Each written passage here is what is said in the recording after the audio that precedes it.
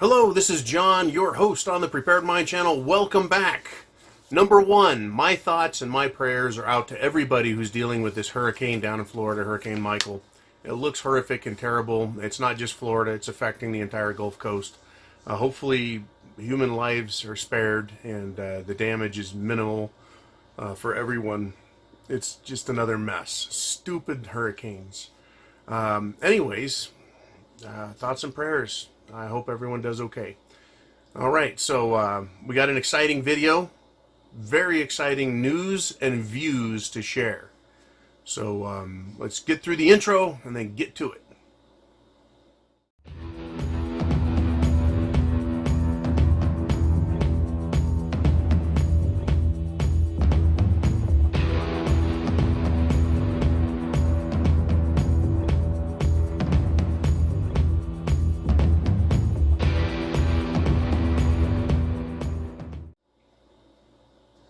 All right, number one, this Saturday, high noon Pacific Standard Time, we'll be doing our live presentation over here on Patreon. Not for everyone else. It's for you guys only.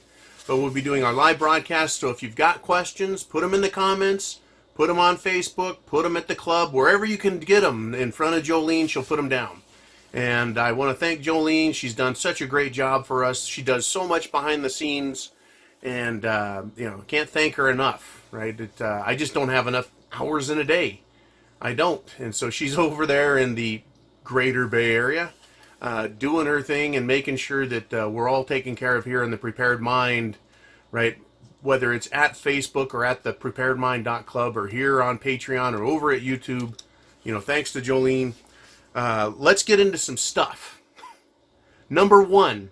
This person said, and I'm kind of paraphrasing, but it's extremely accurate, we can't be civil with a political party that wants to destroy what you stand for, what you care about.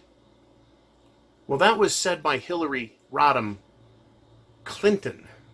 Yeah, she's back. She has not gone away. She is the Wicked Witch. She's out front leading a party that is leaderless. They're twisting in the wind. They are making themselves look like asses, but they are becoming violent. And I've been warning about this a long time. Up in Portland, I believe that's Portland, Oregon, not Portland, Maine, the radical leftists are stopping traffic, assaulting people, damaging their cars. That is costing. You know what it's like. You get a dent, you try to get it fixed. That'll be $1,000 or $2,000.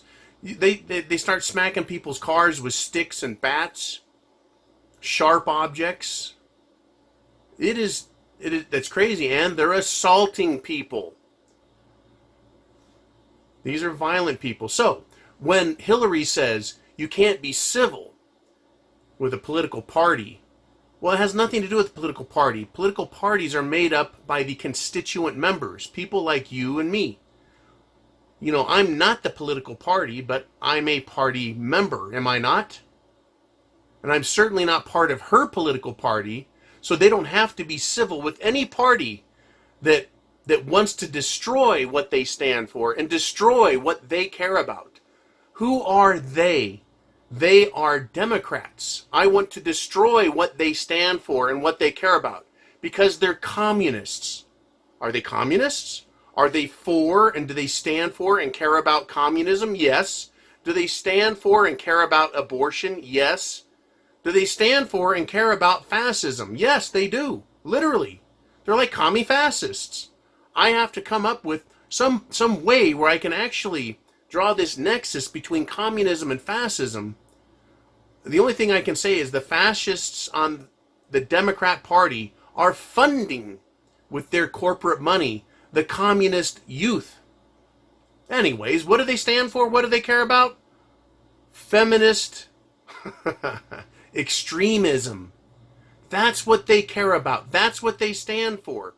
So when they say we want, meaning a political party wants to destroy that, yeah, we want to destroy all the evil shit. Not the people. The evil shit. I want to destroy the communism. I want to destroy the fascism. I want to take abortion out of the equation. I can't. I want to stop feminist extremism. If they want to make an argument for egalitarianism, that is real equality, then they can have that and fight and struggle for that. But feminist extremism says you, as men, don't deserve to have a Father's Day. They say and believe and fight for things like destroying the family, saying that men aren't needed, that men are entitled. And of course they go after white men in particular, but any man or woman who stands up and opposes them in any fashion, they won't treat with civility, because we want to destroy those extreme elements within their party. Yes, I don't want to destroy their people. I don't want to harm anybody, but I want to destroy in a philosophical, intellectual manner their concepts and ideas so that they just go the fuck away. All right, so enough about them. I want to talk a little bit about what is going on with Trump and Powell. There's a lot of discussion, right, about whether or not Trump wants the market to come down, or whether or not Powell wants the market to come down, whether they're working together, whether Powell, Federal Reserve Chairman, probably an entitled white patriarchal male, definitely old and white, whether Powell wants to, right, whether he's working for the deep state, the bankers, the cabal, the left, or whether he's working for Trump and he's bringing things down under Trump's direction, the way Trump wants things to be brought down. I was tending to lead more on that. I know the market's going to come down.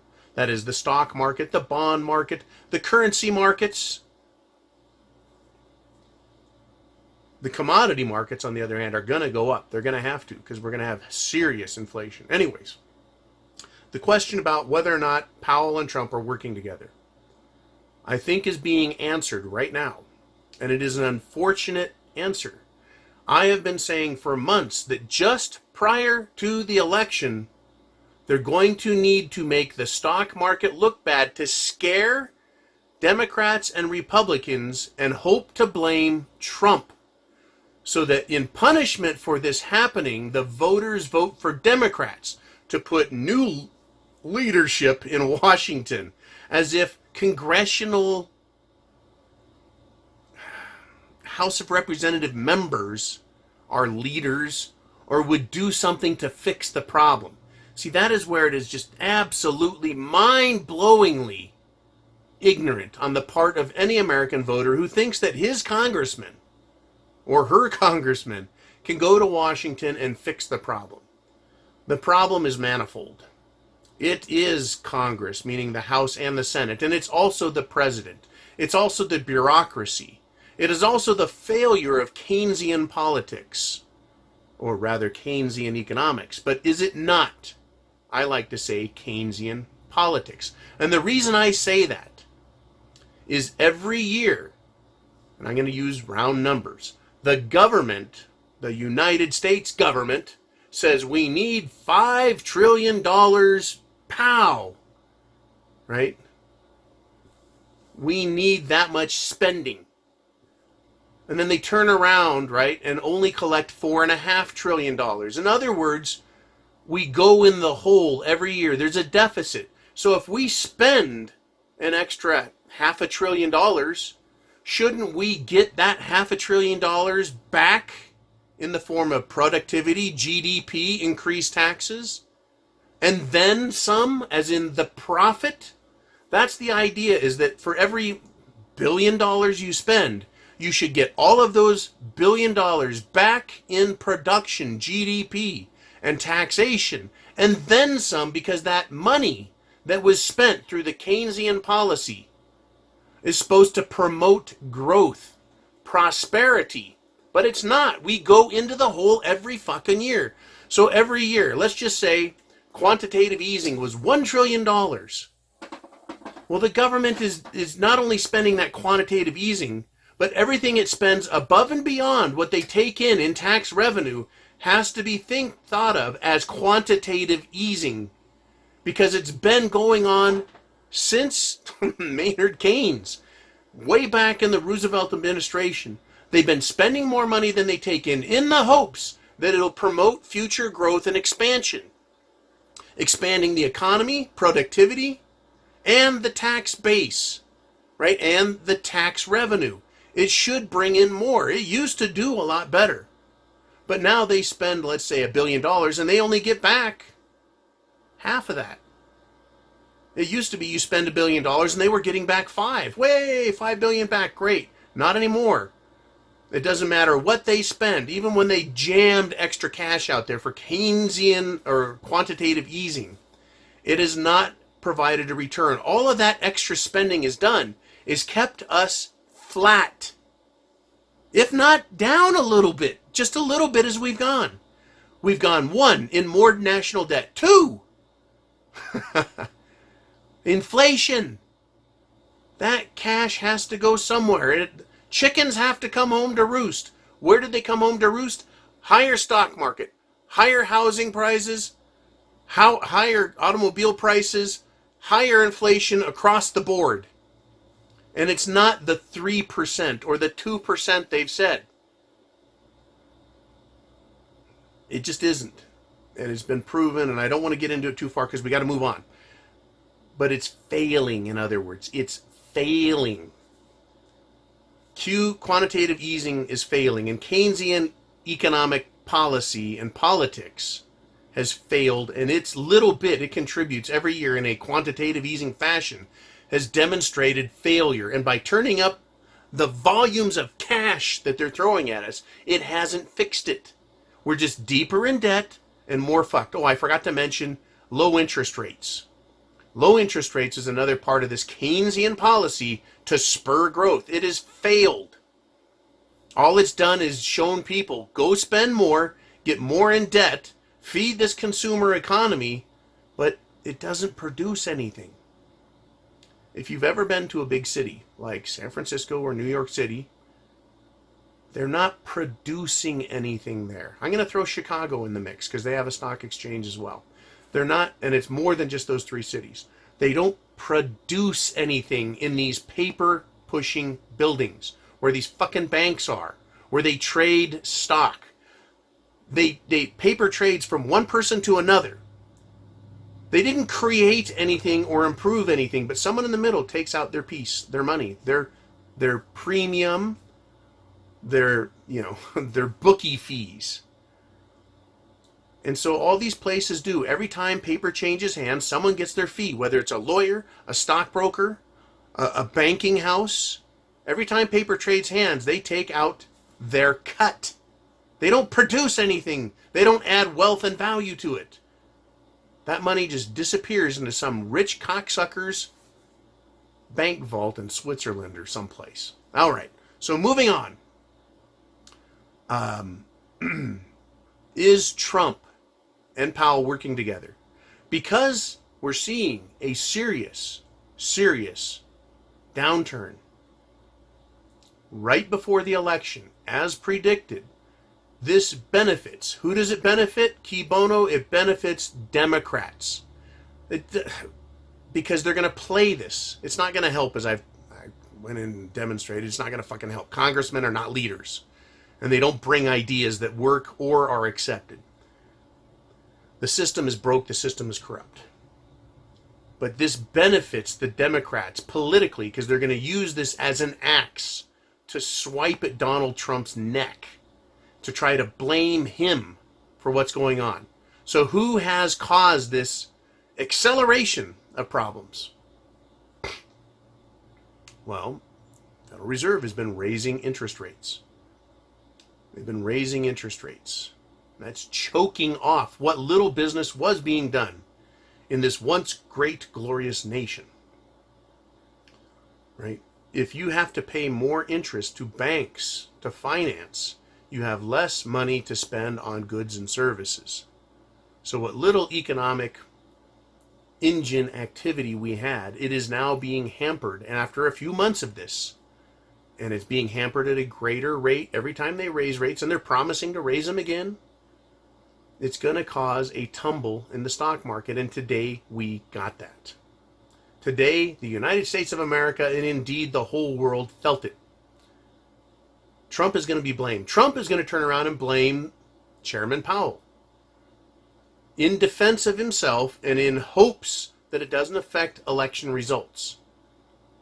Trump needs to blame Powell for raising the rates. And Powell is the one who raised the rates. Now, whether or not Trump told him to is one thing. But the fact that we're now having a stock market problem, is that Powell's fault? Or is it something else?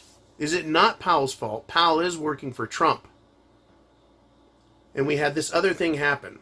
Now, this is an article from Zero Hedge. There's several articles down below, 2 of them, and then a link to an old video I did right after the major correction back in February, when I said, and I would advise you to watch it if you didn't watch it or you don't remember it.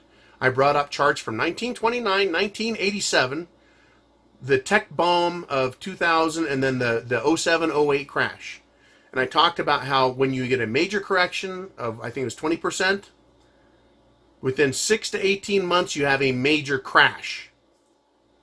Those are the 4 examples I used. I have all the charts and graphs out there. Big, big problem, right?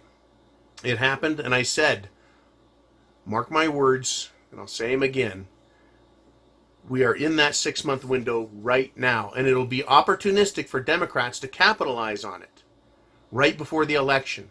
And it can be held off, or it can be manufactured or manipulated to happen right before the election. It's very common for this to happen. Happened in the 08 election when Obama beat McCain. 2 deep state scumbags. Okay, so what have we got? Alarming bond ETF outflows spark cracks in credit nirvana narrative. That's the headline of the Zero Hedge. Now, Zero Hedge is a bit of a prepper, bear market, economic porn site, right? By porn, I don't mean sex, but rather, if you're a bear, this stuff appeals to you. Anyways, it's a great article. It's got charts. It supports its position. They would be right a lot more, except we have market manipulation done by the Exchange Stabilization Fund, the Plunge Protection Team, whatever you want to call them, right? But they talk about the HGY, which is it's a high-yield bond ETF. And ETFs are not derivatives. If you remember, derivatives were blamed for all the problems back in 07-08. Now, here's the deal, is the derivatives are still out there right now. They're living, breathing, and sucking the life out of the world's economy. And the crash today, by the way, if you think it's upsetting and making Americans nervous, we're in the United States with the current world reserve currency, the US dollar, which has maintained its strength. For the most part, it is strong, and it is hurting other currencies. Imagine being in another country and seeing America take a hit. 831 points down on the Dow. Right, the Russell's down, the NASDAQ is down. Everything is taking a big shot today. It's huge.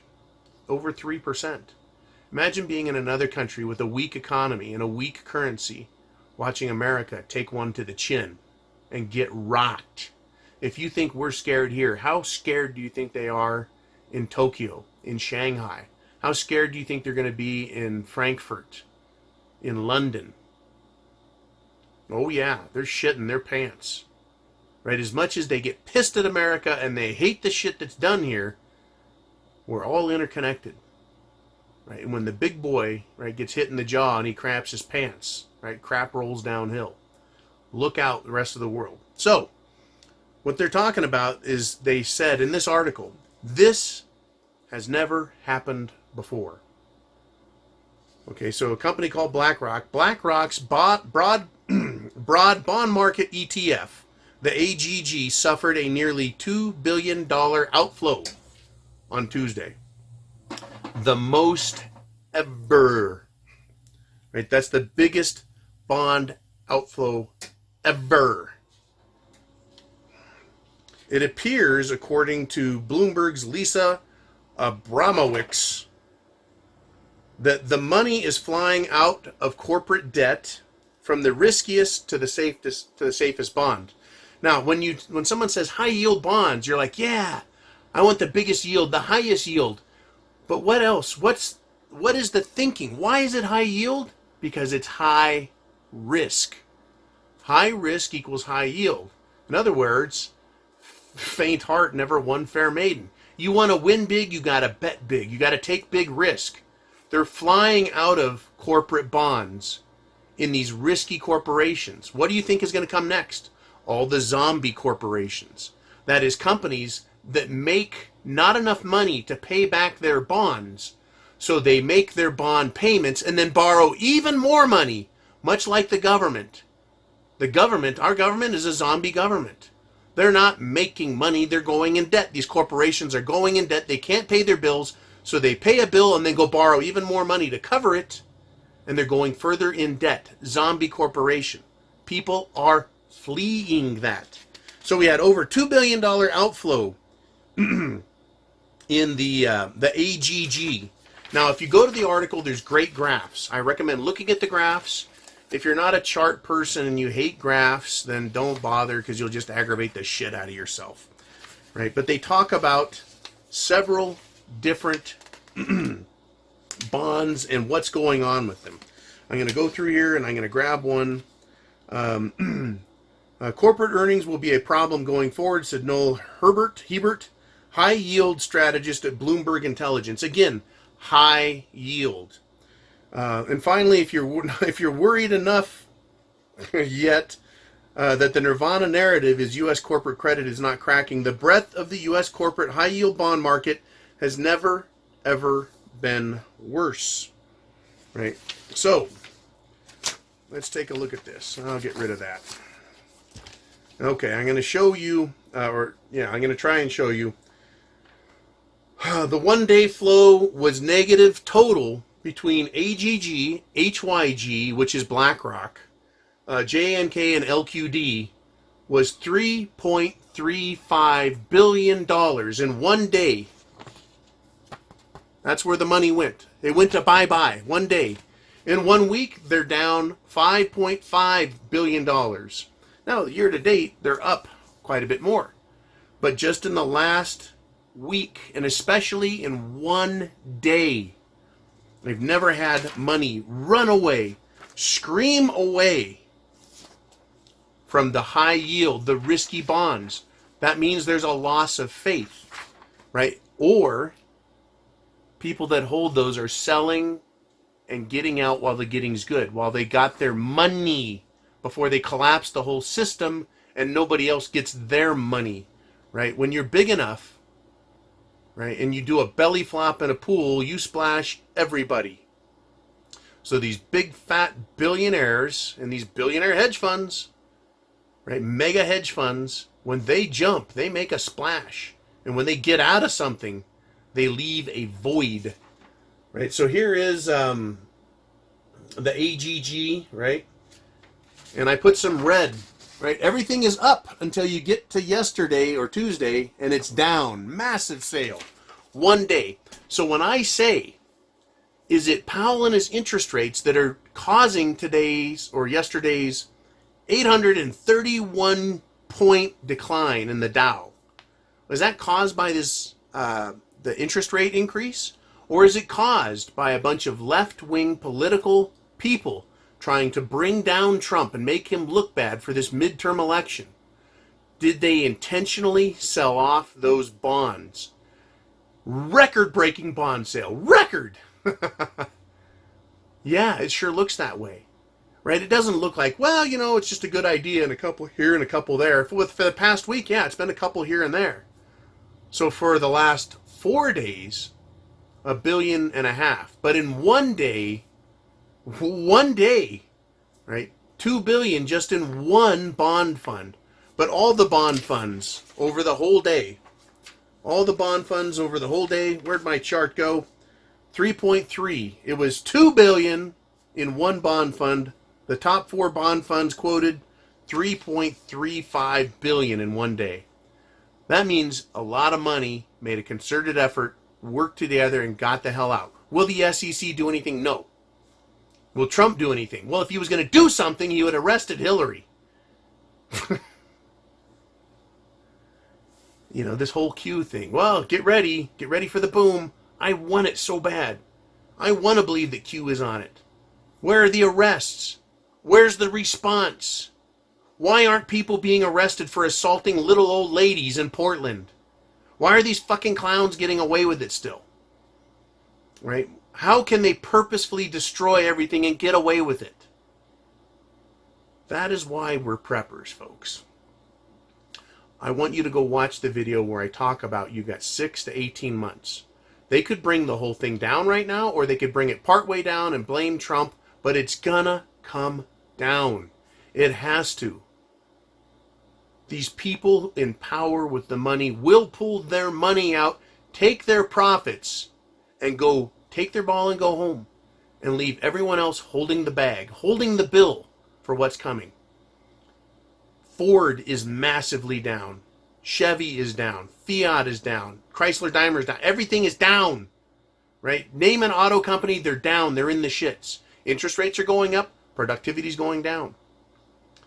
We're going to have an economic nightmare. Now, when people, and I think it was Bill Holter said this, when people are already pissed off and then they get hungry, they're going to get really violent. Right now, people are pissed off. If we have an economic downturn, a collapse, people are going to go hungry.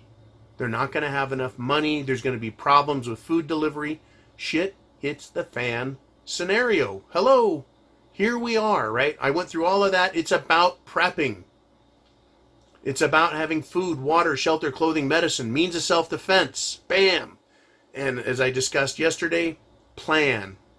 Gotta have a plan. You've got to understand what's coming. Build those scenarios in your head. Build them. Run through them. Understand that if you don't defend yourself, someone is going to take advantage of you. It is coming. The evidence that these leftist lunatics I speak of are out there is because they're literally out there, and the police in these corrupt cities are not doing anything to stop them. They're allowing them to run rampant like leftist, Bolshevik, or Hitler Youth type gangs. And they're going to become more pronounced. They're going to be emboldened. And they're going to come after you, and they're going to come after me. They're going to come after everybody. You have to be ready to defend yourself. You have to be prepared for shortages. You have to be prepared and understand that there are forces, dynamic forces that are wealthy out there that want to stop Trump, even if Trump is the good guy we want him to be. They're going to do everything they can to interrupt. No war, physical war with guns, bullets, bombs, and all that shit, has ever been won in one fell swoop. One battle. It is a back and forth battle with casualties. Don't be a casualty. Don't end up in a roadside ditch. Don't get fucked up. Right? That is why we're prepping, because there's going to be hard times coming. You cannot borrow from the future the way this government has, through Keynesian economic policy and Keynesian political mentality. You can't do it and not have there be future consequences. If I could, I tell you what, if I could, I would love to borrow the next 30 years of my income right now and have it in a big cash pile and do whatever I want with it. And then go, well, I'm just going to call it a sovereign John default. And nobody gets their money back. Everyone would be pissed, but what are you going to do? The government has fucked things up, borrowed 20, 30 years of tax revenue, if you count the money that Dr. Skidmore found missing. Him and his research group. Another $21 trillion. Hello. You look at your annual tax revenue, and then you divide that into how much money, that another 21 trillion, and I think up to another 50 million, I believe. Trillion. Not to mention all of the derivatives debt, all of the bond debt, all of the fucking debt out there. And you divide that in 30, yeah. They've like borrowed 30 years of your taxes. Spent it now, and they're like, well, we got nothing to show for it. I guess we'll just go into default and you guys have to pay. Right, we get handed the bill. Right, all those pigs in Washington, all the pig corporations, right, all of the military, industrial, technological complex. They've taken it all. They've spent it. They've blown it. They've lined their own pockets. They've built fortresses and empires for themselves. And we get the bill. And we can't pay. We're already fucked over in debt. Most people can go look at their own bottom line and go, whoops, yeah, you owe hundreds of thousands of dollars and you can't pay it back. They're going to come after us. The banks are going to, oh, here's another thing. This idea that the bank is going to go away. I don't think the banks are. You can't make a payment because we're in a Great Depression. What do I think the bank is going to do? I don't think they're going to come and kick you out of your house. Who are they going to sell it to? Nobody can afford a house.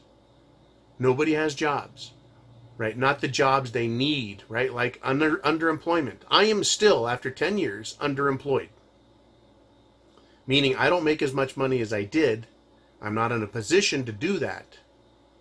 Hence, I'm busting my ass at many jobs. But, right, trying to make ends meet, and I'm still underemployed. Meaning I can't get the income. When we have another crash, and it's coming, if it didn't start today, or start Wednesday, and continue today, if it hasn't started yet, it's going to. And it's going to affect my income, your income, everyone's income. The banks aren't just going to go away. They're not going to kick you out on the street and then let the house be ruined or burned or whatever. They're going to renegotiate with everybody. They're going to renegotiate new terms. They're going to sit down and do means testing, meaning they're going to look at your income and they're going to say, we want this much. The same way in Greece, they did austerity. They cut people's entitlements, benefits, and then they raised their taxes to the maximum the people could deal with. So all of our money, all of our disposable income, everything about us that was good before is gone. You can just kiss it all goodbye. You're going to make money to pay your fucking bills, go to work and go home. Essentially, that's it. There's going to be no money left for positive growth in this country because all of it's going to be paid back to who? The lending institutions, aka the bank. The banks are going to take all the money. And the people are going to be left as paupers, as serfs, peasants. We are moving into a neo-feudalistic state. And if you lose your job, the bank is just going to renegotiate with you again. If we have hyperinflation or mega inflation or big inflation, you're not going to be able to inflate away the debt. The banks don't want to give up their power. So they're going to say, hey, President Trump, don't get rid of the Federal Reserve. We'll work with you, buddy. We're going to work with the people. We're going to work with everyone on an individual basis and find out exactly how much we can fuck them over and take their money and allow them to continue to live in the house. And if inflation goes way up, you can't go, oh, that's funny. It just went up 1,000%. In 1 month, I made my entire mortgage. Here you go, bank. Go away. You can't inflate away the debt. They will negotiate with the government and say, in good faith, since inflation's out of hand, we need to revalue, reassess people's property. So you think you only owe $500,000? Well, actually now it's 5 million of the new US dollars that are hyperinflated. They'll just raise your debt level up to match the inflation. They will not allow us to get out of it unless Trump destroys the Federal Reserve, declares them to be an illegal institution, and all the banks under that, and just tell them to go fuck themselves. And America is free. As much as I want that to happen, and I would love to see it, I don't believe it's going to. I'm not going to bank on that, or count on that, or hope on that, or invest any of my emotional energy in something like that. Nor will I invest any intellectual energy in that type of thinking. It is such a long shot. What can we expect? We can expect banks to look out for themselves, to grease the palms of politicians, to work with them in order to keep themselves in business. And their business is loaning money at interest. And they want their money back. It's interesting to think, though, what if everybody just didn't have to pay any money back to banks? So the banks go out of business. Gee willikers. We can just start some new banks and take all the money we're making today with our paycheck and put it in the bank as savings rather than paying for debt. See the difference? payments on your debt or putting money into savings and building wealth. Debt, savings. The world right now is backwards. Everyone is in debt and they think that means they're fucking rich. I've got a $500,000 mortgage. Go me. I just bought a $100,000 car. Go me. Are you fucking kidding? Right? Look at all the shit I have because I'm in debt. Not good, but that's what everyone believes is wealthy. Man, look at that dude's car and that nice suit he's wearing. Look at all the toys he's got in his driveway. What a great house he's got. Look at those. Everything about them is great. No, they're in fucking debt over their eyeballs. When the average person doesn't have $500 cash at the end of the month, every month, to take care of emergency expenses, what does that tell you about the state of financial affairs for the average American? Big, big trouble. The stock market went down $831 on Wednesday, 831 points. Is this the start of a major correction? Is this the start of a crash? Right? We saw cracks developing as the bond market went up. Right? The 10-year treasury bond. And now we're seeing a fleeing from, an abandoning of high-yield bonds, risky corporate bonds. Those people left that, if not for a political reason, for a monetary one, financial reason. That money's going to go somewhere. A little bit went into gold. None of it went into silver. But maybe it will. Maybe it's sitting there waiting. Maybe these rich people are going to pull all their money out, wait for a collapse all the way to the bottom, and then buy everything back for pennies on the dollar. That's a good way to make money, is it not? Collapse the system and buy everything for pennies on the dollar, and all those extra pennies, the other 95 pennies you just made on the deal, you just keep in your pocket.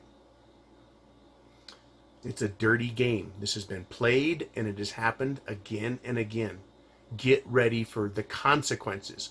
You and I can't stop what's happening. You and I can't do anything about it except get prepared with food, water, shelter, clothing, medicine, means of self-defense. Right? Do your very best to get all you can and have a plan. Plan.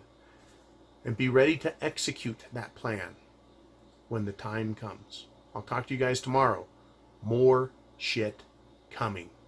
And I'll see you Saturday, high noon, on the Prepared Mind channel at Patreon. Bye, guys. Oh, Semper Fi, of course. Always faithful. Always faithful. And Godspeed. And once again, prayers and best wishes to everybody who's dealing with that hurricane. And anyone else out there in the world that needs help, you know, prayers are out there for you. I certainly think of everyone and wish the very best for them all. So I'll talk to you guys later. Bye-bye.